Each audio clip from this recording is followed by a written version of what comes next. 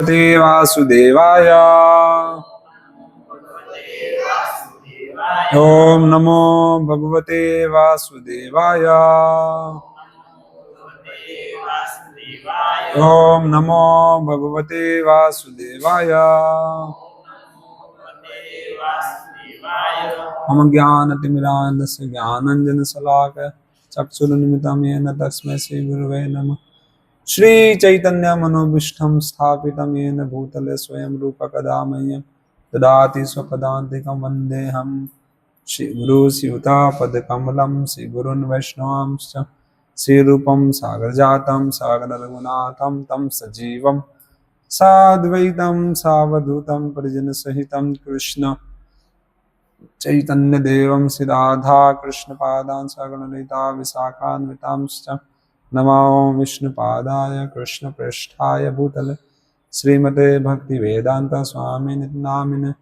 नमस्ते सरस्वती देवे गौरवाणी प्रचारिणे निर्विशेष शून्यवादी पाश्चात्य देशतारिणे। जय श्री कृष्ण चैतन्य प्रभो नित्यानंद श्री अद्वैत गदाधर श्रीवासादि गौर भक्तवृंद।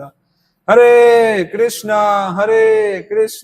कृष्ण कृष्ण हरे हरे, हरे राम राम राम हरे हरे। हरे कृष्णा। तो आज हम रामायण से शिक्षाएं कुछ लेंगे नहीं।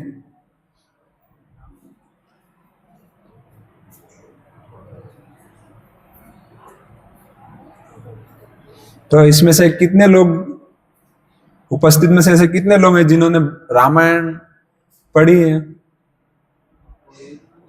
किसी ने पढ़ा है रामायण? स्कूल में पढ़े थे आप? अच्छा। और कोई? आपने? अच्छा। कौन सी रामायण? वाल्मीकि चरित, तुलसीदास कृत? अच्छा, आपने पढ़ा था पहले? अच्छा। और नहीं? ठीक है।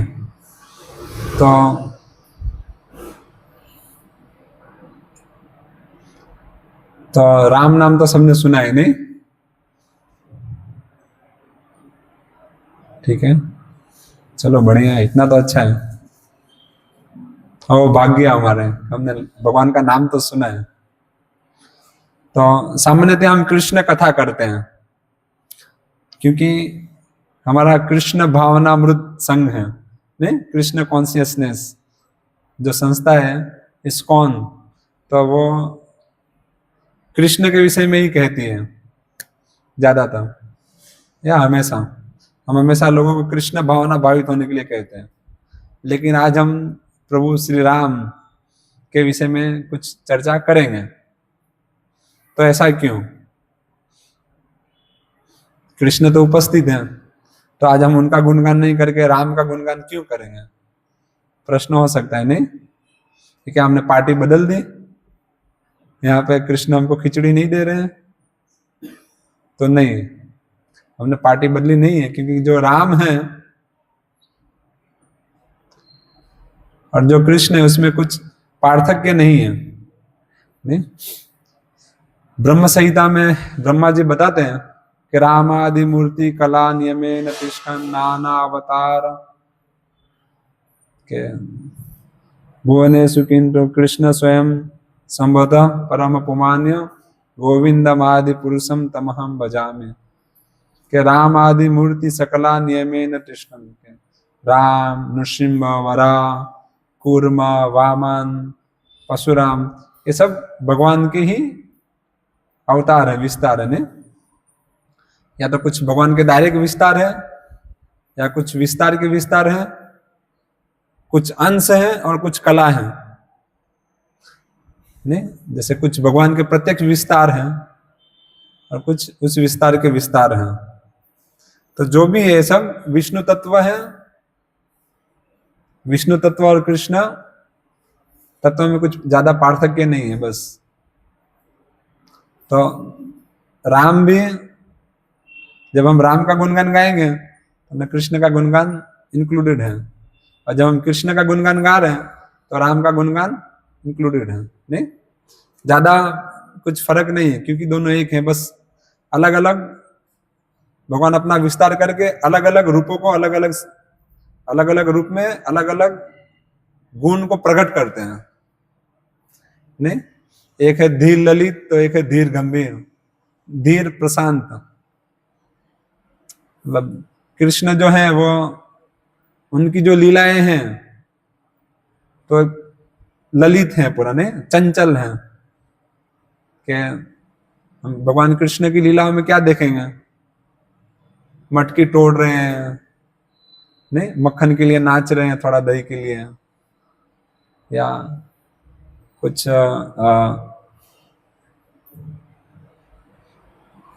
गोप बालों के साथ खेल रहे हैं, गैया चढ़ा रहे हैं, झूठ बोल रहे हैं, मस्ती कर रहे हैं, नहीं पॉलिटिक्स कर रहे हैं, इसको उसको मरवा रहे हैं।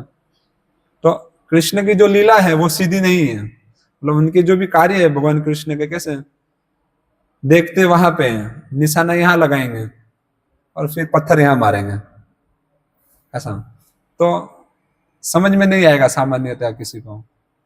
कृष्ण की जो लीलाएं हैं वो समझना इतना आसान नहीं है, क्योंकि ऐसा पता ही नहीं चलता कृष्ण भगवान है कि नहीं।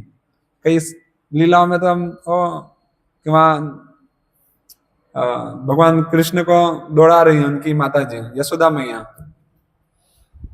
नहीं मटकी फोड़ी थी, बोला आज मारूंगे, तो दौड़ा रही है, कृष्ण भाग रहे हैं और यशोदा मैया डंडा लेके उनके पीछे पीछे जा रही हैं कि आज तो मैं तुमको मारूंगी। तो नहीं, कैसे गोप बालों के साथ बैठ के कृष्ण प्रसाद ले रहे हैं, सब गोप बाल जितने आए हैं उनके जो गोप मित्र हैं उनके साथ गैया चढ़ाने गए थे, तो वहां बैठ के सब आहार ले रहे हैं, प्रसाद भोजन आहार। तो दाहिने हाथ से ना खा के बाई हाथ से भी खा रहे हैं, एक दूसरे का जूठा भी खा रहे हैं। तो इस प्रकार से कर रहे हैं कि ब्रह्मा जी खुद विमोहित हो गए कि क्या ये कौन है, ये बालक इतना छोटा सा, ये कैसे भगवान हो सकता है, भगवान नहीं है। उनको भी संशय हो गया, जो ब्रह्मा जी जगत के प्रथम जीव हैं वो भी भगवान की लीलाओं से विमोहित हो जाते हैं। ऐसा संभव नहीं है, इसको तो कुछ भी वैदिक शिष्टाचार ही नहीं पता है, कैसे भगवान हो सकता है, नहीं है। तो ब्रह्मा जी भी विमोहित होकर उनकी परीक्षा करने के लिए आ गए। तो ये कृष्ण की लीला है, नहीं कि व्यक्ति को समझना बहुत मुश्किल होता है। सामान्यतः लोग उनको एक सामान्य व्यक्ति मान लेते हैं, इस प्रकार से उनकी लीलाएं भी होती हैं। लेकिन जो भगवान राम की लीला है वो इससे पूरा पृथक है, वो धीर गंभीर है पूरा, नहीं। तो इसीलिए हम देखते हैं कि ज्यादातर आज के 50 साल पहले भी हम अगर जाते हैं, 20 साल पहले भी जाते हैं, तो लोग सुबह मिलते थे और खासकर अभी गुजरात में तो जय श्री कृष्ण कहते हैं, नहीं जय श्री कृष्ण। और अब बाकी राजस्थान तरफ जाओगे, राजस्थान, वृंदावन, पूरा उत्तर प्रदेश, मध्य प्रदेश, इस तरफ जब आप जाओगे तो रोज सुबह जब भी मिलते हैं तो राम राम बोलते हैं, नहीं कुछ भी काम की शुरुआत तो राम राम। और सामान्य नहीं कोई व्यक्ति देह त्याग करता है तो जब उसको ले जाते थे, अभी नहीं तब, अभी तो म्युनिसिपालिटी वाली गाड़ी में ले जाते हैं तो कुछ पता नहीं चलता, नहीं तब कंधा दे के जब ले जाते थे तो भगवान राम का नाम का उच्चारण कर देते थे कि राम का नाम सत्य है। ऐसा नहीं कह सकते कृष्ण का नाम सत्य है, नहीं सामान्यतः हमने देखा है जो बचपन में, क्यों ऐसा करते थे वो, राम का नाम क्या कृष्ण से वो लोग को चिढ़ है, नहीं ऐसा नहीं है। क्योंकि जो भगवान राम है तो उनको समझना, मतलब उनकी लीलाओं को समझना उतना डिफिकल्ट नहीं है।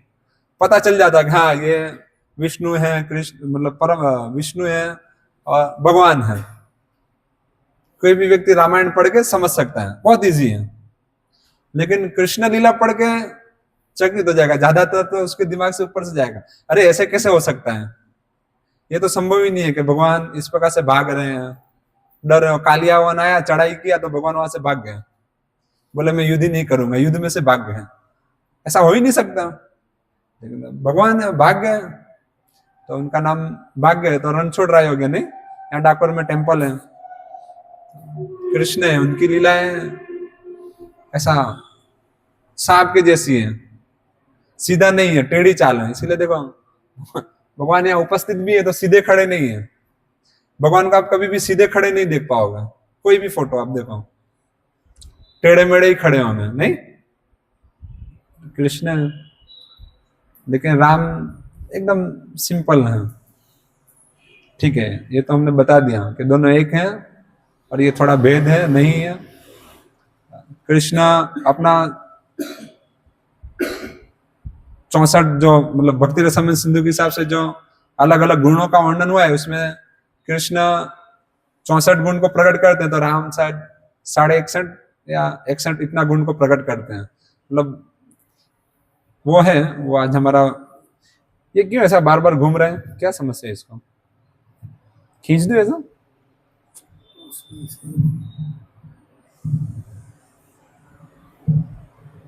चलो बहुत बढ़िया। अच्छा, तो आज तो हम मुख्यतः ये सीखने वाले हैं कि रामायण से हमको क्या शिक्षा लेनी है। तो सामान्यतः लोग क्या समझते हैं, रामायण से क्या समझते हैं भगवान राम से? भगवान राम मर्यादा पुरुषोत्तम हैं, नहीं? कृष्ण पूर्ण पुरुषोत्तम है और भगवान राम मर्यादा पुरुषोत्तम है। इसलिए सामान्यतः लोगों को राम इजीली, भारत में सबको बहुत जल्दी उनके कनेक्शन बनता है भगवान राम के साथ। एक पत्नी व्रत धारण, पिता का आदेश पालन, इस प्रकार से जो उनके लीलाएं हैं तो लोगों को बहुत आकर्षित करती हैं। ठीक है, तो टीवी सीरियल के माध्यम से और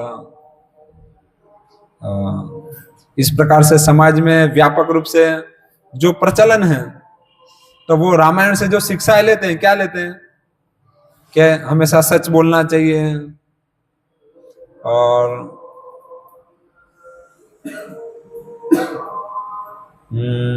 बड़ों की बात माननी चाहिए, नहीं? और रामायण वचन से कभी मुकरना नहीं चाहिए, और बस इतना ही है। और क्या रामायण से और क्या प्रचलित है? तो इस प्रकार से चीजों का अंदर प्रचलन है समाज में कि ये रामायण की शिक्षाएं हैं इस प्रकार से। लेकिन ये जो चीज है अपनी जबान से फिसलना नहीं चाहिए, सत्य बोलना चाहिए, दूसरों की सेवा करनी चाहिए, बड़ों की बात मानना चाहिए, तो ये सब चीज सिखाने के लिए भगवान राम नहीं आए हैं। ये जो जनरल नैतिकता है, तो नैतिकता सिखाने के लिए भगवान को आने की जरूरत नहीं है। और तो ऑलरेडी मनु संहिता, अलग अलग ऋषि मुनि हैं जो ये नैतिकता सिखाते हैं, तो ये सिखाने के लिए भगवान राम नहीं आए हैं। तो ये जो मैसेज है, या तो कह सकते हैं गौण मैसेज है या तो गलत अंडरस्टैंडिंग है। रामायण की ये शिक्षा नहीं है जो समाज में प्रचलित है। तो क्या शिक्षाएं हैं? भगवान मर्यादा पुरुषोत्तम है, तो कौन सी मर्यादा स्थापित करना चाहते हैं? तो भगवान राम प्रेम का मर्यादा बता रहे हैं। मतलब प्रेम किस प्रकार से है। भगवान सामान्यतः क्या, हम जो शास्त्रों में वर्णन है तो उसमें से भक्त को किस प्रकार से भगवान से प्रेम करना चाहिए उसका वर्णन है, नहीं? किस प्रकार से हमको श्रवण, कीर्तन, स्मरण, पाद सेवनम, अर्चनम, वंदनम, दास्यम, साख्यम, आत्मनिवेदनम, तो ये सब अंग किस प्रकार से पालन करना है उसका वर्णन है। तो एक साधक किस प्रकार से भगवान की सेवा में अपने आप को लगाएगा उसका वर्णन है, और उसका किस प्रकार से क्रियाएं होती है वो वर्णन है। लेकिन रामायण में इसके विपरीत भी हैं कि एक भक्त जब भगवान से अपना आदान प्रदान करता है, अपना प्रेम का व्यवहार करता है, तो भगवान उसको किस प्रकार से ग्रहण करते हैं और किस प्रकार से उस प्रेम के सामने अपना प्रेम बताते हैं। ऐसा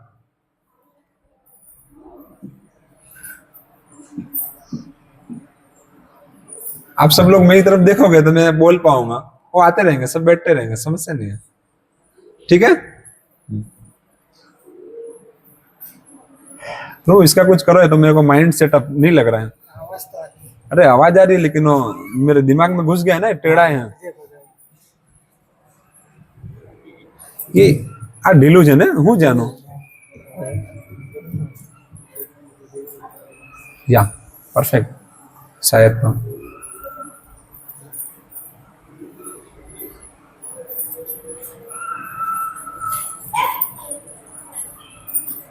हाँ समस्या तो है, इस डिस्टरबेंस, आना जाना आवाज। ठीक है, कोई नहीं।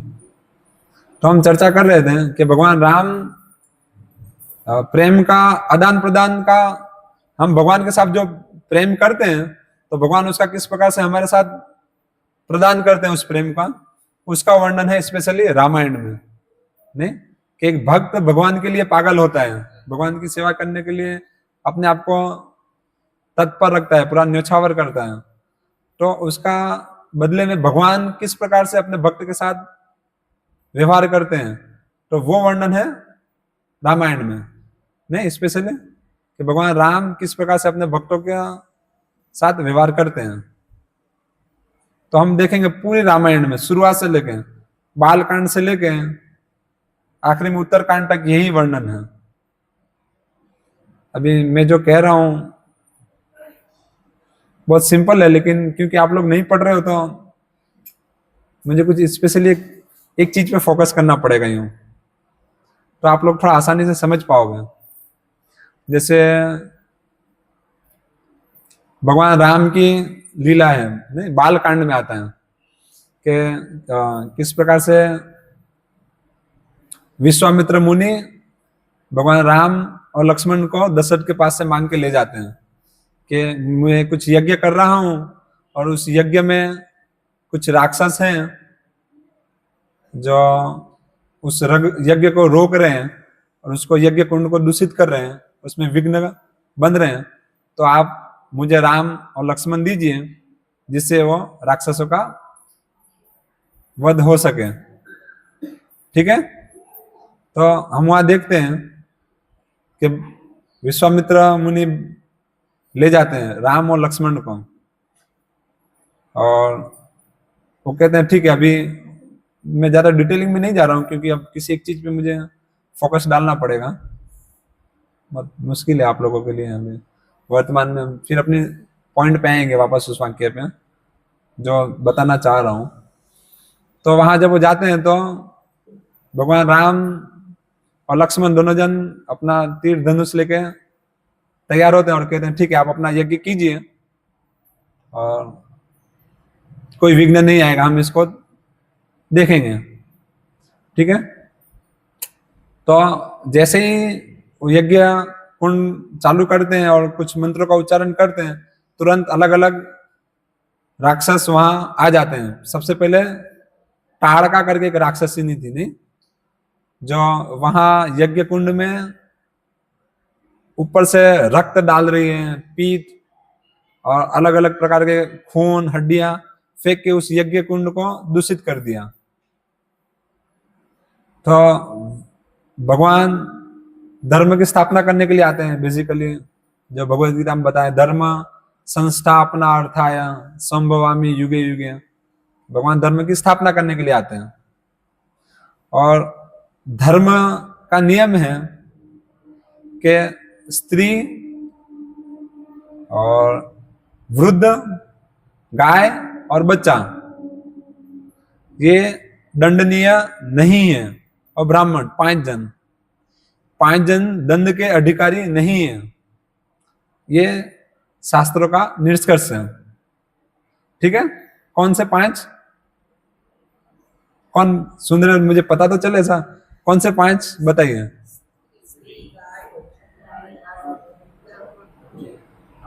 इतना धीरे धीरे बोलोगे तो हो गया। सबके लिए प्रसाद में लाया हूं, चिंता मत करो, आज इस बार गड़बड़ नहीं है। तो थोड़ा अच्छे से आप लोग श्रवण करो, मैं बस यही चाहता हूं और कुछ नहीं। तो ये 5 जन दंड के अधिकारी नहीं है, और भगवान अभी यहाँ पे शुरुआत कर रहे हैं। शुरुआत किससे की? ताड़का से। ताड़का कौन है? राक्षसी है, नहीं? वैसे ही कृष्ण लीला में हम देखते हैं, कृष्ण लीला में सबसे पहले किसको मारा? पूतना को, नहीं, पूतना आई थी अपना विष, स्तनपान के अंदर विष लगा के उस भगवान कृष्ण को मारने के लिए। तो पूतना कौन थी? राक्षसी और स्त्री थी ना, मैं वो बताना चाह रहा हूं, वो स्त्री थी। तो धर्म का जो भगवान कह रहे हैं, धर्म संस्थापनार्थाय, और हम कहते हैं ना रामायण हमको नैतिकता सिखाती है, तो कहाँ है? तो धर्म के पहले ही बेस को उड़ा दिया ऐसा, जो नहीं करना है वहां से तो शुरुआत की। तो मैं बताना चाह रहा हूँ कि सिर्फ वो धर्म मतलब एक लौकिक धर्म को स्थापित करने के लिए भगवान राम नहीं आए हैं, नहीं। अगर लौकिक धर्म को स्थापित करने आए होते तो पूतना को नहीं मारते हैं, या ये जो राक्षसी है उसको नहीं मारते हैं, लेकिन भगवान ने उसको मारा। तो मार के क्या एस्टेब्लिश किया, क्या शिक्षाएं दी हमको?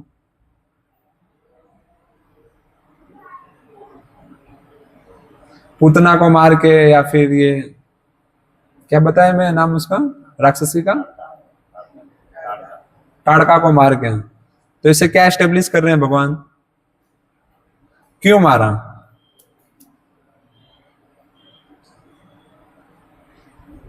बहुत आसान है, देखो धर्म का जो प्रचार है, मैं भी आपको बताता हूं थोड़ा, क्या पता चले कि जो धर्म है वो धर्म सुरक्षित कैसे रहेगा। समाज का एक वर्ग है जो शास्त्रों का अध्ययन करेंगे, दूसरे को अध्ययन कराएंगे, और एक वर्ग है जो हर किसी को देखेंगे कि वो अपना नियत कर्तव्य कर रहे हैं कि नहीं। तो इस प्रकार से सबका अलग अलग वर्ग है, लेकिन ये लोग धर्म को इतना प्रचार प्रसार नहीं कर सकते हैं जितनी माताएं करती हैं, नहीं, क्योंकि जो भी बच्चा है, शिशु है, उसकी पहली गुरु कौन होती है? माता। नहीं, हर बच्चा पहले किससे सीखता है? माता से सीखता है। तो अगर माता बचपन से ही अगर उसको धर्म का प्रशिक्षण दे, तो धीरे धीरे धीरे वो बच्चा आगे चल के धर्म के मार्ग में आगे बढ़ेगा। तो जो धर्म का फैलावा है, तो उसमें मुख्य योगदान किसका है? माता जियों का है, नहीं, माताओं का है, कि जो मुख्य है। बाकी सब हैं सेकेंड पर्सन, थर्ड पर्सन है, लेकिन सबसे पहले आते हैं शिक्षा में माता। तो माता का कर्तव्य है कि वो अपने बच्चे को भक्ति सिखाएं, ठीक है। और इसके लिए उनको इस प्रकार से एकदम प्रकृति द्वारा ऐसा उनको शरीर भी मिला है, इस प्रकार की उनकी चेतना भी है, और वैसा उनके पास समय भी है। वैदिक काल में इस प्रकार था, अभी वर्तमान में तो पूरा उलट पुलट हो चुका है, लेकिन वैदिक प्रथा इस प्रकार से थी। तो जो जननी थी, वो जो माताएं थी, वो इस प्रकार से धर्म को फैलाती थी, ठीक है। तो क्योंकि जो पूतना है या वो राक्षसी है, वापस भूल गया मैं कौन थे, ताड़का, या तो ताड़का है, ये दोनों इसके विपरीत थे, नहीं। तो भगवान बताना चाह रहे हैं कि अगर ये कृष्ण चेतना, जो भक्ति की चेतना है, या जो भक्ति है, वो अगर हम प्रचार नहीं करेंगे, हम अपना उस विषय में अगर कार्य नहीं करेंगे, तो ये लौकिक धर्म को तोड़ दिया जाएगा। मतलब जो ये धर्म है, इस धर्म के ऊपर है भक्ति का प्रिंसिपल। तो भक्ति का अगर प्रचार नहीं हो रहा है, तो को आत्रा आप तो धर्म, जो भागवतम में नारद जी बता रहे हैं कि धर्म का पालन करने से क्या फायदा अगर भगवान के प्रति रुचि नहीं उत्पन्न हुई, नहीं। और ऐसे ही दूसरे पुराण में भी श्लोक आता है कि वहां पे वर्णन है बहुत अच्छे से कि किस प्रकार से तपसा तथा किम भजतो यदि आराधितो यदि हरिम तपसा तथा किम न आराधितो यदि हरिम तपसा तथा किम। अगर भगवान की आराधना हो रही है तो अलग से तपस्या करने का क्या काम, और आप तपस्या कर रहे हो लेकिन भगवान की आराधना, भगवान की भक्ति नहीं हो रही है, तो उस तपस्या से क्या काम, कुछ लाभ नहीं है, नहीं। तो स्पेशली ये चीज एस्टेब्लिश करने के लिए जो भक्ति का प्रचार को अगर रोका जाएगा, तो यहाँ पे जो लौकिक धर्म है उसको तोड़ देंगे। वो हम देखते हैं इस प्रकार से, नहीं। तो वो तो उसका एक गौण पाठ मैंने बताया। अभी मुख्य क्या है अब हम पॉइंट वापस अपने आएंगे, ये सब स्टेबल हो गए, अब हम जो चर्चा करना चाहते हैं वहां पे आएंगे। तो भगवान राम भक्ति का मर्यादा एस्टेब्लिश करने आए, दोनों जन का आदान प्रदान। सामान्यतया हम, जो मैंने सूरज में बताया कि भक्त अपने भाव फील करता है, अपने आप को प्रकट करता है, लेकिन यहाँ पे हम देखते हैं रामायण में क्या देखते हैं कि जब माता सीता, नहीं, सीता माता कौन है, तो स्वयं लक्ष्मी है, या कह सकते हैं कि राधा रानी का विस्तार, लक्ष्मी का विस्तार है सीता जी, या स्वयं लक्ष्मी ऐसा भी कह सकते हैं। तो सीता माता को जब रावण, मतलब हम देखते हैं, ठीक है, हम विशेषली एक ही पॉइंट पर देखते हैं कि जब सीता माता को रावण हरण करके ले जाता है, नहीं, चीरहरण करके कह सकेंगे, तो वहां अशोक वाटिका में रखता है अपनी लंका में, और सुंदरकांड में पूरा ही वर्णन है कि वहां पे जब हनुमान जी ढूंढते ढूंढते, माता सीता की खोज करते करते पूरी टीम पहुंचती है और हनुमान जी वहां जाते हैं, तो वहां पे सीता माता को वो देखते हैं, तो वहां पे पूरा डिस्कशन है। डिस्कशन क्या है? भक्ति को लेकर, नहीं, कि भगवान क्या दूत बन के हनुमान जी वहां गए, हनुमान जी सीता जी को देखते हैं और भगवान के द्वारा जो उनको दिया गया होता है कि इस प्रकार से आप ये चीज देना ताकि पता चले कि आप मेरे दूत हो, वो पूरा डिस्कस होता है वहां पे। तो हनुमान जी कहते हैं ठीक है, भगवान का मैं इस प्रकार से सेवक हूँ, एस्टेब्लिश हो जाता है, और मैं आपको यहाँ से ले चलता हूँ, ऐसा होता है, चलो सब रावण को मैं मार दूंगा ना, आपको यहाँ से मैं ले जाता हूँ। तो वहां पूरा डिटेल में डिस्कस है, मतलब डिटेल इन द सेंस कि वहां भक्ति क्या है वो चीज एस्टेब्लिश हो रही है। कि हम देखते हैं कि सीता माता को इस प्रकार से जब रावण हरण करके ले गया, तो सीता माता एक ही कार्य कर रही है, क्या कर रही है? भगवान राम का स्मरण कर रही है, हमेशा 24 घंटा भगवान का स्मरण कर रही है, राम राम, और खाना पीना सब कुछ छोड़ दिया है, ना कुछ खा रही है, ना सो रही है, ना कुछ पी रहे हैं, ठीक है। और जब हनुमान जी उनको कहते हैं कि मैं आपको यहाँ से ले चलूंगा, तो सीता माता मना करती है, क्या कहती है कि नहीं। सबसे पहले एक पॉइंट वो रखती है कि पहले से ही मुझे एक बार किसी पर पुरुष ने छू लिया है, अभी दूसरी बार भी मुझे कोई छुए ऐसा मैं नहीं चाहती, मैं अपने पति के साथ जाना चाहती हूँ, नहीं, मुझे पता है आप उसके लिए सक्षम हो। हनुमान जी कहते हैं कि आप मुझे ले जा सकते हो, लेकिन मैं आपके साथ जाना नहीं चाहती। क्यों? क्योंकि अगर मैं आपके साथ जाऊंगी तो क्या होगा, भगवान राम का जो गौरव है, जो उनका यश है, वो कम हो जाएगा। कैसे कम हो जाएगा? लोग क्या कहेंगे कि देखो भगवान राम अपने भक्त का या अपनी पत्नी की रक्षा नहीं कर पाए, वो खुद नहीं ला पाए, तो इससे भगवान का गौरव कम होगा। तो इसीलिए भगवान राम आएंगे तभी मैं उनके साथ जाऊंगी। तो और भी आगे बताते हैं कि अभी मैं भगवान राम के विरह में इससे ज्यादा मैं नहीं जी सकती। अगर 1 महीने के अंदर भगवान राम मुझे लेने नहीं आए तो मेरा ये शरीर त्याग हो जाएगा, ऐसा शरीर देह त्याग कर दूंगी, अभी इससे ज्यादा मैं राह नहीं देख सकती, मैं नहीं जी सकती। तो वहां पूरा एकदम मैं जो बता रहा हूँ बहुत संक्षेप में, लेकिन बहुत डिटेल में इस प्रकार से वर्णन है कि किस प्रकार से भगवान राम के विरह में सीता जी अनुभव कर रही है। नहीं, वो जो मूड है, सेम यही मूड चैतन्य महाप्रभु हमको सिखाने आए हैं। हम देखते हैं चैतन्य महाप्रभु का जो चैतन्य शिष्टाष्टकम है, नहीं, तो उसमें यही बता रहे हैं, शून्यायतम जगत सर्वम गोविंद विरणे नमे, कि भगवान के विरह में पूरा जगत शून्य हो रहा है। और चैतन्य महाप्रभु अपने लीलाओं में, अंत्य लीला में इस चीज को पूरा प्रकट भी कर रहे हैं कि भगवान के विरह में रात रात भर सो नहीं रहे हैं, रात रात भर रो रहे हैं, दिन रात कुछ पता नहीं चल रहा है उनको। और जो कुछ भी देखते हैं, मानो कहीं मिट्टी का थोड़ा सा जत्था भी देखते हैं तो गोवर्धन करके छलांग मार देते हैं, मूर्छित हो जाते हैं। कुछ पानी का बहता हुआ नदी देख रहे हैं तो उनको यमुना का स्मरण हो रहा है, और भगवान की लीलाओं के अंदर इतना वो हो जाता है कि मूर्छित हो जा रहे हैं। और कितने अलग अलग प्रकार के उनके विकार आ रहे हैं शरीर में। तो ये जो भाव है वही भाव वहां है नहीं, कि भगवान से विरह फील करना। तो एक भक्त इस प्रकार से भगवान से जब दूर होता है तो कितना उसको दुख होता है। तो ये प्रेम के कुछ लक्षण हैं कि प्रेम के कारण जब वो भगवान से दूर है तो वो खा नहीं रहा है, सो नहीं रहा है, क्या करना है क्या नहीं करना है सब कुछ भूल गया है।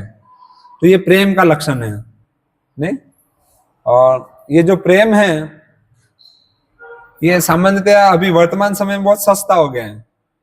अभी लोग क्या कहते हैं, मुझे भगवान राम से, मैं तो भगवान राम को बहुत प्रेम करता हूँ या बहुत प्रेम करती हूँ। कृष्ण से मैं तो रामायण देखती हूँ तो देखते देखते मेरे आंखों में से आंसू आ जाते हैं नहीं। हम ऐसा देखते हैं, सामान्यतया होता है ऐसा कि जब वो टीवी सीरियल में आता है रामायण, अभी वर्तमान का तो पता नहीं क्योंकि वो तुम्हें, लेकिन हम जब बचपन में देखते थे तो रियली में वो कई लोगों को मैंने रोते हुए देखा है। ऐसा पूरा फील होता है कि इस प्रकार से जब ये आएगा तो कुछ ऐसे चीज आती है तो उसमें वो रोते भी हैं, किसी में हंसते भी हैं, किसी किसी सीन में तो ऐसा जुनून भी आता है, जैसे अंगद है या हनुमान है किसी को मार रहे हैं तो यहां से भी ऐसे हाथ हिलता है, मारो इसको और मारो, पूरा इस प्रकार से कनेक्ट हो जाता है नहीं। और इस प्रकार से रोते हैं। मैं चीज फोकस ये करना चाहता हूँ कि इस प्रकार से टीवी सीरियल में भी देख के लोग रोते हैं। तो वो जो रोते हैं और यहाँ पे जो हम पढ़ रहे हैं, मतलब जो रामायण में जिस प्रकार से वर्णन है उसमें पूरा फर्क है। फर्क क्या है कि यहाँ पे जो वो रोते हैं तो 10 मिनट 20 मिनट रोते हैं, लेकिन जीवन वही के वही होता है, जीवन में चेंजिंग नहीं होता है। यही चीज हम जब वो कथाकारों की कथा सुनते हैं तो कई कई कथाकार इस प्रकार से कथा करते हैं, उस कथा में व्यक्ति जितने बैठे हो पंडाल में 500 1000 2000 तो ज्यादातर लोग रोने लगते नहीं, आंखों में से अश्रु बहने लगता है। लेकिन 1 घंटा बाद में बाहर दुकान पे फाफड़ा जलेबी खाते हैं और जैसा जीवन चल रहा था वैसा जीते हैं। कुछ पृथक पार्थक्य नहीं आता है, चेंजिंग नहीं होती है। क्यों नहीं होता है? क्योंकि उनका हृदय की शुद्धि नहीं हो रही है। शुद्धि क्यों नहीं हो रही है? क्योंकि वो इस चीज को बहुत सस्ते में ले रहे हैं कि भगवान का जो प्रेम है वो तो ठीक है, इतना आसान है, 10 मिनट टीवी देख के रो के वो प्रेम प्राप्त हो गया, वैसा नहीं है। भगवान का जो प्रेम है, भगवान के साथ जो प्रेम का कनेक्शन है, तो वो इससे पूरा अलग लेवल पे है। किस प्रकार से अलग लेवल पे? कि वो एक भक्त जो है वो भगवान के विरह में जीने की आशा भी छोड़ देता है। ऐसा उसके लिए जीना भी गौण हो जाता है। सामान्यतया हर कोई व्यक्ति कुछ ना कुछ चाहता है और एक चीज जो है वो सभी चाहते हैं, वो क्या है? जीने की इच्छा। हर कोई जीना चाहता है, लेकिन भक्त भगवान के प्रेम में हजारों बार करोड़ों बार मरने के लिए तैयार होता है। तो प्रेम एक अलग लेवल पे होता है नहीं। वो क्या है अभी हमारे लिए तो अभी बस है तो है, क्या है हमको नहीं पता है, हम नहीं जान रहे हैं। लेकिन जब हम रामायण को पढ़ेंगे तो हम देखेंगे कि किस प्रकार से वो प्रेम क्या है। जटायु का उदाहरण आएगा या आगे चल के अंगद, वाली, अरे सुग्रीव, हनुमान जी, विभीषण, तो हम ये सब चीजों में देखेंगे कि किस प्रकार से वो लोग भगवान की शिक्षाओं के लिए या भगवान के लिए सब कुछ दुख सामने से सह रहे हैं, सारी समस्याओं को सामने से वो ग्रहण कर रहे हैं नहीं। कितनी सारी चीजों के बीच में रह के उसको ग्रहण करके भी वो भगवान के साथ जो उनका लगाव है वो छोड़ना नहीं चाह रहे हैं। तो हम वो उसके अंदर देखते हैं, जब पढ़ेंगे तो हम देखेंगे ये सब चीजें। ठीक है, तो वर्तमान में जो राम को लेकर लोगों की अंडरस्टैंडिंग है और जो रामायण के जो राम है उसमें बहुत पार्थक्य है। कैसे? क्योंकि सामान्यतः लोग मायावाद के अप सिद्धांत से ग्रस्त हैं। लोग क्या सोचते हैं कि जो भगवान राम है वो एक निराकार में से आए हैं। ये प्रचलन है खास करके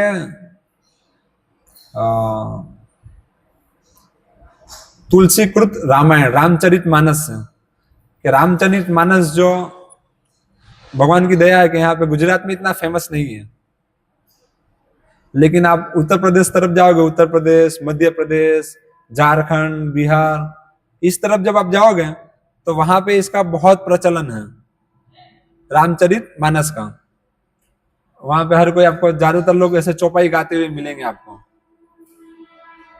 तो उसके अंदर क्या है, जो एक मिसअंडरस्टैंडिंग है, लोग वो वहां से जो पढ़ के निकालते हैं, क्या निकालते हैं कि भगवान राम जो है वो अव्यक्त एक निराकार है, लेकिन वो निराकार यहाँ आकार लेके आते हैं, वो राम है।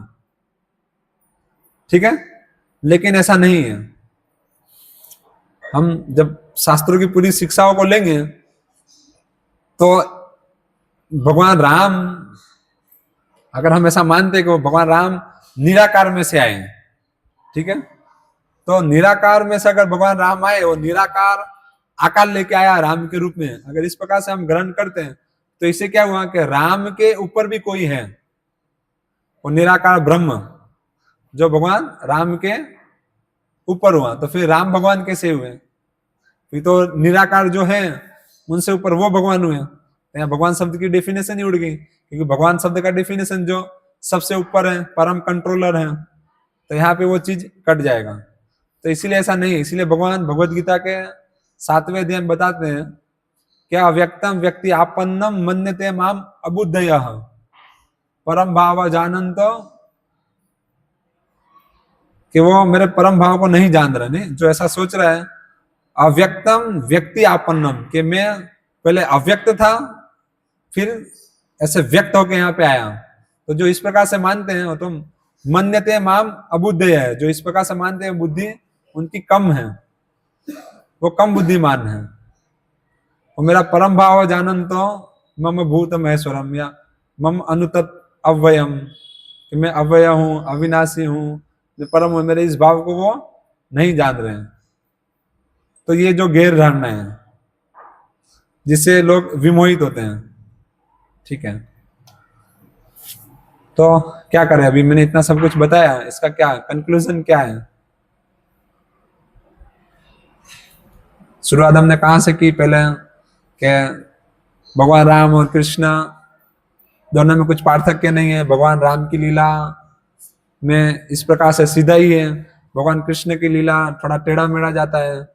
फिर हमने बताया कि रामायण की जो शिक्षा है तो वो नैतिकता नहीं एस्टेब्लिश कर रहे हैं, वहाँ भगवान राम प्रेम, रामायण हमको प्रेम क्या है वो बताना चाह रही है।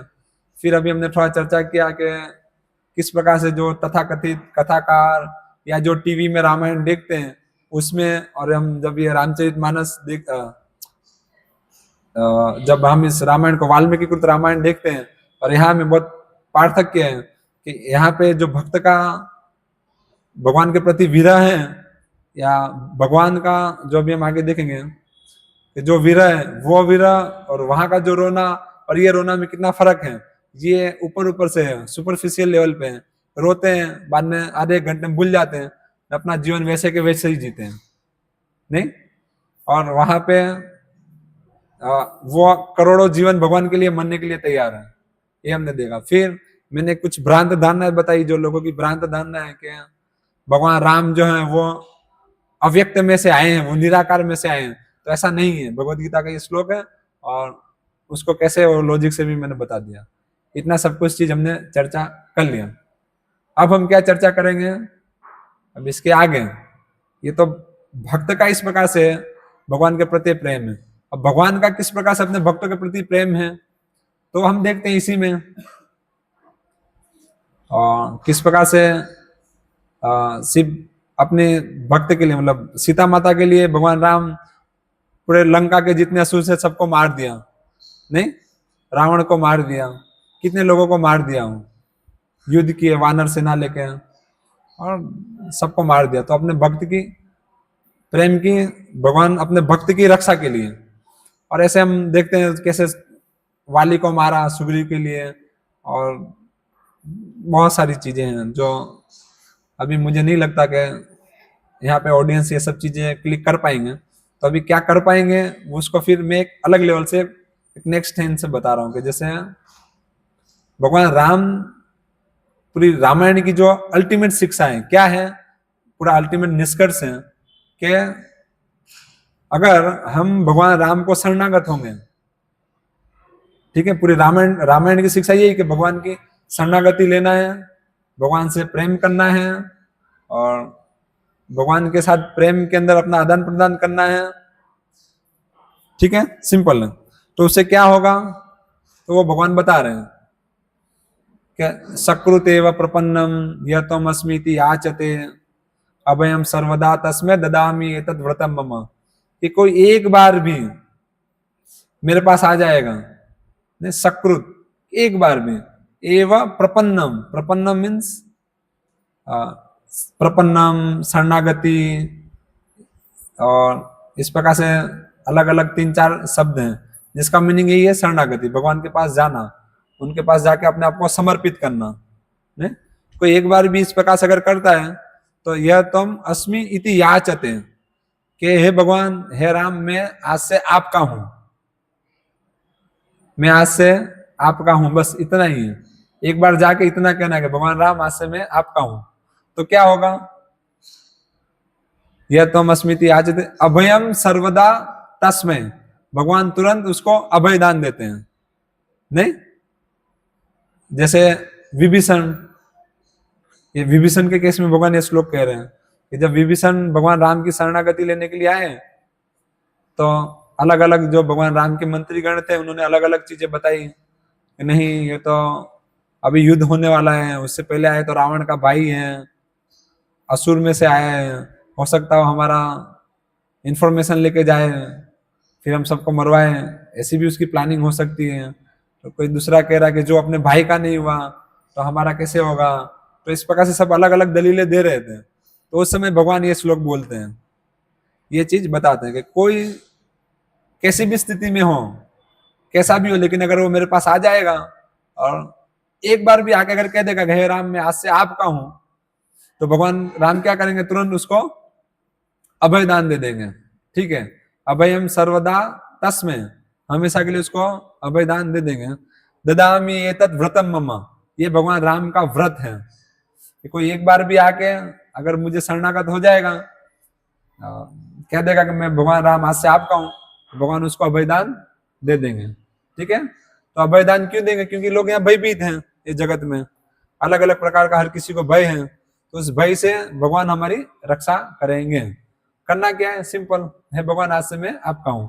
उसके लिए हम किस प्रकार से प्रार्थना करते हैं, हरे कृष्णा कृष्णा कृष्णा हरे हरे, हरे राम राम राम हरे हरे। सिंपल, ये प्रार्थना यही है।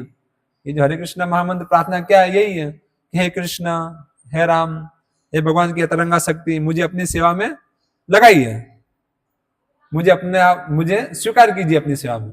सेम प्रार्थना है। तो इस प्रकार से हम भगवान का नाम लेंगे, रोज भगवान के नाम किस प्रकार से अगर हम नाम लेते हैं तो ऑब्वियसली हम अभय, जो भगवान अपने व्रत से भगवान कभी मुकर नहीं सकते, तो हमको अभय दान मिलेगा। अभय दान इन द सेंस प्रेम, भगवान अपना प्रेम हमको देंगे और हम इस जगह से बाहर निकलेंगे। तो ये रामायण की केंद्रित शिक्षा, एकदम मुख्य शिक्षा ये है। इस शिक्षा को एस्टेब्लिश करने के लिए अलग अलग भक्तों के पास टाइम्स है, लेकिन उसका निष्कर्ष ये है, जो मैंने बहुत सिंपल में बता दिया, ज्यादा ऊपर नीचे नहीं किया, कि भगवान राम को शरणागत होना है। और शरणागत होना मतलब क्या, वो एक पॉइंट है। हम कह देंगे कि यस, भगवान राम मैं आज से आपका हूं, फिर क्या करना है हमको। ऐसे तो हम कह देंगे भाई मोदी मैं आज से आपका हूं, फिर कह देने से तो नहीं होगा ना, क्योंकि अभी कलयुग में तो मुझे, हम सबको ये चीज भी समझनी पड़ेगी। कहना तो आसान है, हम कह देंगे, हम तो कहते ही हैं, जो जॉब करते हो कह देते हैं बॉस मैं तो आपका ही आदमी हूं। नहीं, बच्चा भी यही कहता है मैं तो तुम्हारा ही हूं, लेकिन हकीकत में क्या है, वो कुछ अलग लेवल पे चलता है। तो यहाँ पे जब हम कह रहे हैं भगवान मैं आपका हूं, तो ऐसा कहने के बाद में फिर क्या करना पड़ेगा? फिर हमको रामायण पढ़नी पड़ेगी, फिर भगवान राम हमसे किस प्रकार से प्रेम चाहते हैं वो जानना पड़ेगा, भक्तों का संग करना पड़ेगा इस चीज को, क्योंकि ये बहुत बड़ा है। इसको हम ऐसे एक लाइन में नहीं कह सकते। एक लाइन में यही है जो मैं अभी बता रहा हूं कि फिर हमको भगवान राम की जो शिक्षा है वो जाननी पड़ेगी और उसके अंदर धीरे धीरे धीरे हमको अपने आप को लगाना पड़ेगा। नहीं, सिर्फ कहने से नहीं होगा, कहने से होगा, नहीं होगा ऐसा नहीं है। भगवान अगर कह रहे हैं तो गलत नहीं है, लेकिन एक बार आपने शरणागति ले ली तो फिर क्या होगा? क्या होगा कैसे मैं बताऊं? जैसे आपको उदाहरण के लिए कैसे दो, जैसे हम कहीं जॉब करने के लिए जाते हैं, ठीक है, तो हमने जॉब अपनी जो नौकरी है उसको ज्वाइनिंग कर दिया, सैलरी फिक्स हो गई, टाइमिंग फिक्स हो गया, ठीक है। तो उस टाइम में हम जाएंगे, वहां कार्य करेंगे तो हमको सैलरी मिलेगी ना। कि जॉब मैंने यहाँ फिक्स की और काम बगल में जाके कर रहा हूं तो क्या होगा? मालिक पैसा देगा हमको? नहीं देगा। नहीं, कुछ तो ऊपर से 4 गाली देगा, डंडा देगा कि भाई तूने बात तो यहाँ के लिए की लेकिन काम तो तू वहां के लिए कर रहा है। नहीं, तो वैसे जब हम कहेंगे भगवान मैं आज से आपका हूं, तो फिर भगवान के लिए कार्य भी करना पड़ेगा। सिर्फ कहने से नहीं होगा ना। हम कहेंगे भगवान मैं आपका हूं, तो कैसे हो? बचपन में मैं सुनता था राम राम जपना पराया माल अपना, तो ऐसे नहीं, ये इस प्रकार से नहीं होगा। तो ये फिर जब आप राम राम जपोगे तो ये राम वो राम नहीं है जो वहां पे कह रहे हैं ददामी एतत् व्रतम मम। नहीं तो फिर होगा वो चीटिंग करेंगे हम भगवान के साथ। तो अगर हम भगवान के साथ चीटिंग करेंगे तो क्या होगा? कृष्ण कह रहे हैं छलम छलियम तामस्मी, अगर आप चीटिंग करोगे तो आप चीटर हो, तो मैं उससे बड़ा चीटर हूं, मैं आपसे भी बड़ा चीटर हूं। कि आप अगर मुझे धोखा देना चाहोगे तो मैं आपको बड़ा धोखा दूंगा। तो हमको चीटिंग नहीं करना है, सिंपल है। देखो शुरुआत में हमको पता नहीं है, शुरुआत के लेवल में भगवान हमसे क्या चाह रहे हैं क्या नहीं चाह रहे हैं, हमको क्या करना है क्या नहीं करना है, ये स्वाभाविक है, हमको नहीं पता है। तो कोई मुश्किल नहीं है। हर कोई जन्म से मूर्ख होते हैं, अबोध होते हैं। नहीं, जन्म से तो कोई प्रखंड पंडित नहीं होता है, जन्म से सब मूर्ख होते हैं। नहीं, लेकिन फिर हमको ये चीजों को जानना पड़ेगा, जिज्ञासा करनी पड़ेगी, समझना पड़ेगा, उसमें आगे बढ़ना पड़ेगा। नहीं तो ऐसा नहीं है कि हमको नहीं पता है तो पूरा जीवन ही नहीं पता है। तो ये बहाना नहीं चलेगा कि मुझे तो नहीं पता था, इस प्रकार से करना है। तो अगर इस प्रकार से हम सोचते हैं कि हम भगवान के साथ चीटिंग कर जाएंगे, अरे मुझे तो पता ही नहीं था कि भगवान राम की ये शिक्षा पालन करनी है या इस प्रकार से भगवान राम को प्रेम करना है, मुझे तो नहीं पता था। ये हम दूध पकड़ेंगे तो हम कह देंगे मुझे नहीं पता था। तो इस प्रकार से हम उनके साथ चीटिंग नहीं कर सकते हैं। जैसे हमने मानो कोई व्यक्ति है बिना लाइसेंस का गाड़ी चला रहे हैं, 2 व्हील, ठीक है, पुलिस वाला पकड़ेगा, बोलेगा मैं मेमो फाड़ूंगा। वो कहेगा सर साहब मुझे तो पता ही नहीं था कि लाइसेंस लेके बाइक चलाना है। तो क्या होगा? पुलिस वाला उसको जाने देगा?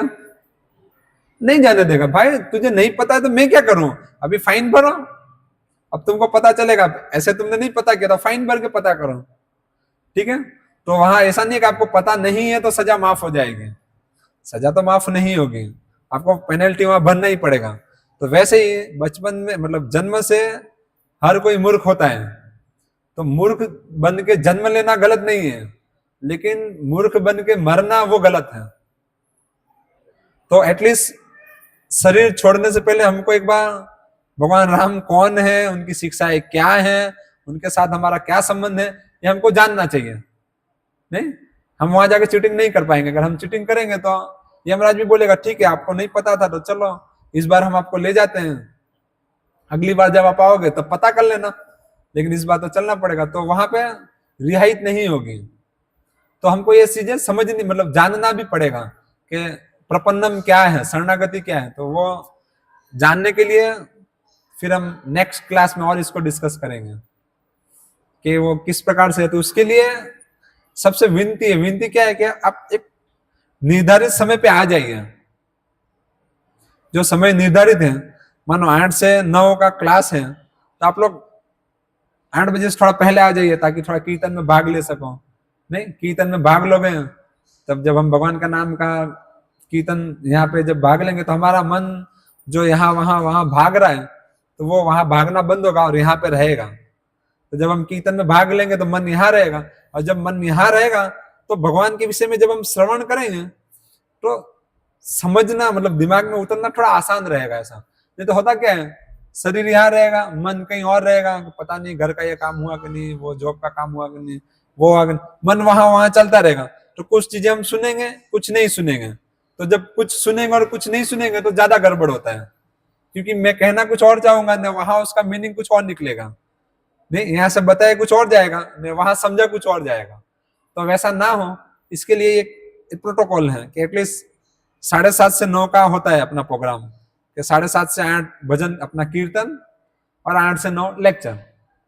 तो इसके अंदर आप लोग समय सर आइए। उसमें क्या होगा, आप लोग जब समय सर आओगे तो मेरे लिए बोलना थोड़ा आसान होगा, क्योंकि अभी मैंने शुरुआत किया तो 5 जन आए, फिर 5-10 मिनट बाद में फिर 5 जन आए, तो अभी मैं कैसे सबको साथ में लेके चलूं? तो मेरे लिए साथ में लेके चलना मुश्किल हो रहा है। ऐसा तो कैसे 2-3 जगह माइंड होता है कि पता नहीं अभी ये जो मैं बता पा रहा हूँ, मतलब जो कह रहा हूँ, तो ये तो अभी बाद में आया, तो ये कैसे लिंक करेगा? वो कुछ अपने मन में पहले से जो सोच के रखा है उसके साथ लिंक करेगा, तो वो अर्थ का अनर्थ ना निकले, इसलिए उस पॉइंट को वापस मुझे रीबेक करना पड़ रहा है, फिर से उसको लेना पड़ रहा है, फिर से लेता हूँ, फिर 2 आ जाए, फिर 2 आ रहे हैं। तो इस प्रकार से ना हो, इसका थोड़ा ध्यान रखना है। तो आप लोग से यही विनती है कि आप लोग समय सर आइए, और नहीं आ पा रहे हो तो प्रयास कीजिए, और तो क्या कह सकते हैं, आप लोग प्रयास कीजिए कि टाइमिंग है 7:30 से 9, इसमें आइए तो हम आगे और भी इस चीज को समझेंगे। तो अभी नेक्स्ट क्लास होगा तो वहां पे स्पेशली हम इस चीज को लेंगे, प्रपन्नम क्या है, शरणागति क्या है, वो हम उसके अंदर अच्छे से डिस्कस करेंगे। ठीक है, हरे कृष्ण। कितना समय हुआ मेरा, क्या फोन हुआ है? 5 मिनट अभी बाकी है, तो हमारे पास 5 मिनट है, आप लोग क्वेश्चन कर सकते हैं। किसी का कुछ प्रश्न है तो वो पूछ सकते हैं।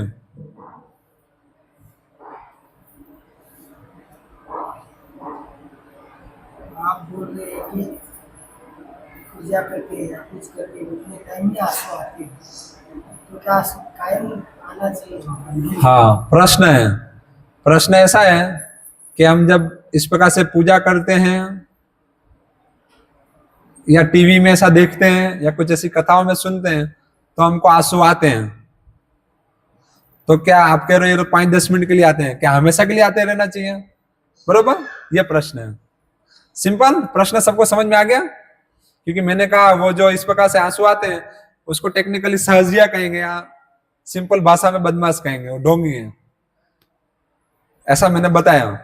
तो अभी उनका प्रश्न क्या, 24 घंटा बैठ के व्यक्ति रोता रहेगा? क्या करेगा? प्रश्न बहुत अच्छा है।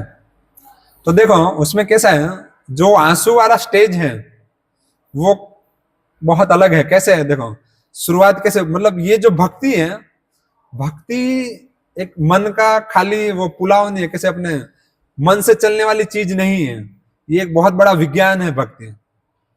नहीं तो विज्ञान है, तो यहाँ पे हर स्टेप पे उसके अलग अलग लक्षण हैं। तो सबसे पहले मैं आपको स्टेप बता देता हूं, फिर उस पॉइंट पे हम बताते हैं। सबसे पहले आदो श्रद्धा, ततो साधु संग। सबसे पहले हमको श्रद्धा होगी, क्या है ये भगवत गीता, क्या है रामायण, क्या है, क्या है, चलो देखते हैं, वो लोग क्या बोलते हैं, चलो देखते हैं।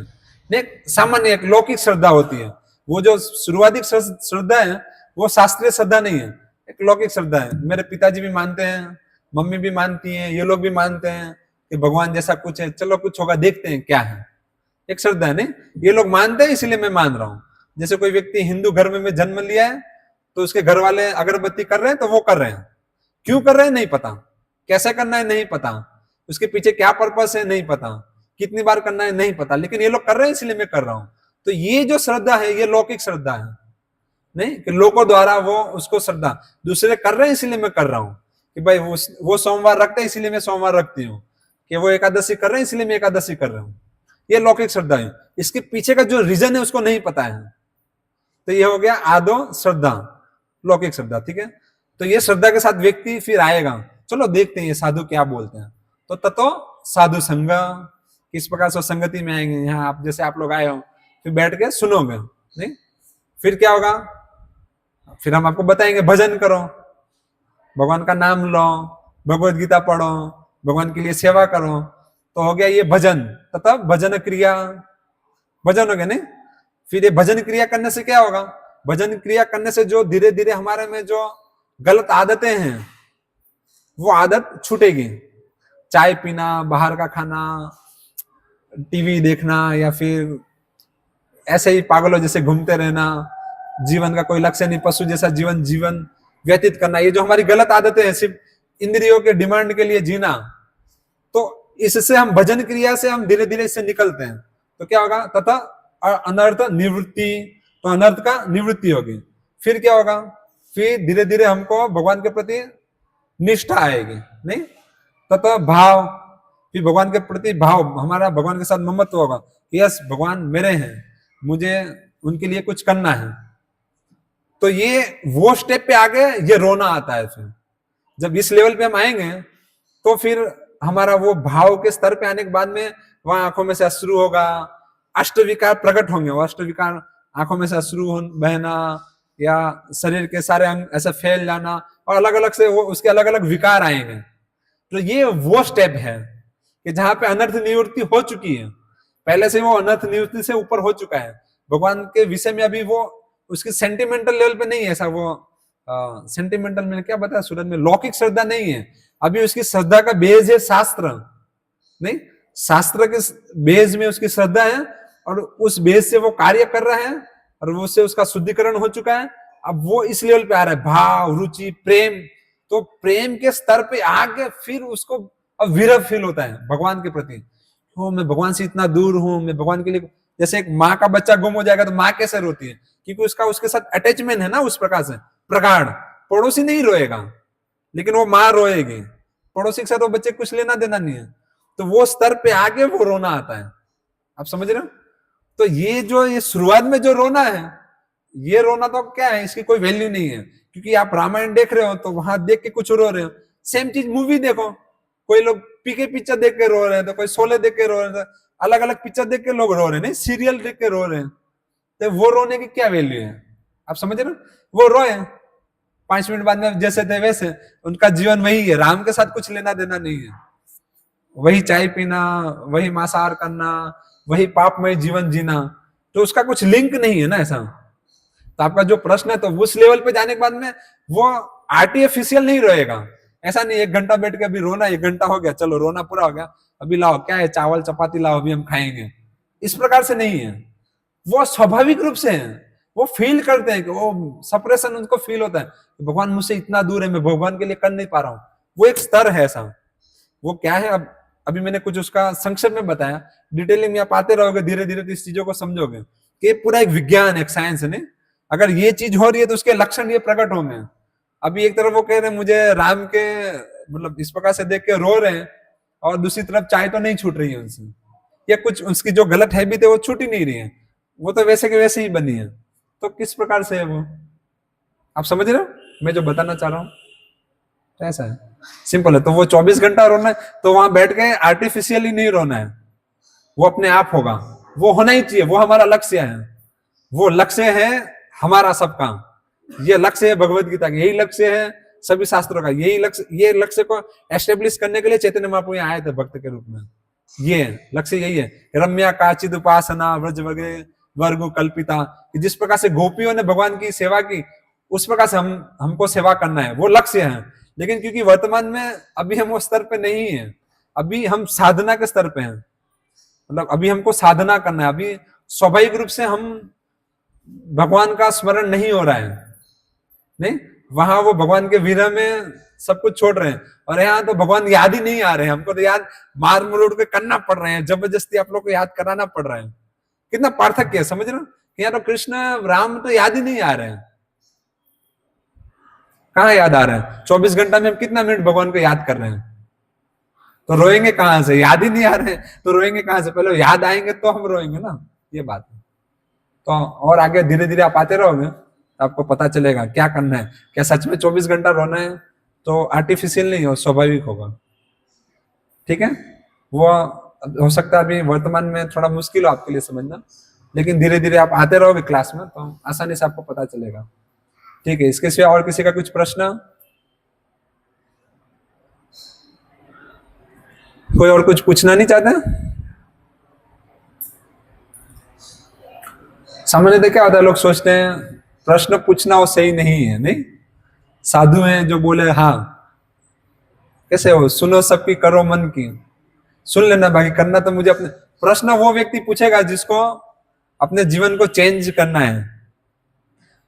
क्योंकि प्रश्न कब आएगा? जब हम जो सुन रहे हैं उसको जब हम अपने जीवन में अप्लाई करेंगे, तो अप्लाई करने में जब समस्याएं आएंगी और हम अप्लाई नहीं कर पाएंगे तो उस समय प्रश्न आएगा, यार उन्होंने तो ऐसा कहा था, ऐसा तो हो नहीं रहा है। तो पूछेगा कि आपने ये बताया था, ऐसा तो नहीं हुआ, इसको भी मैं किस प्रकार से करूं? नहीं, तो वहां पे ये प्रश्न आएंगे। सुनना है, करना नहीं है तो प्रश्न नहीं आएंगे। बहुत सिंपल है। तो अगर हम करना चाहेंगे तो प्रश्न आएंगे।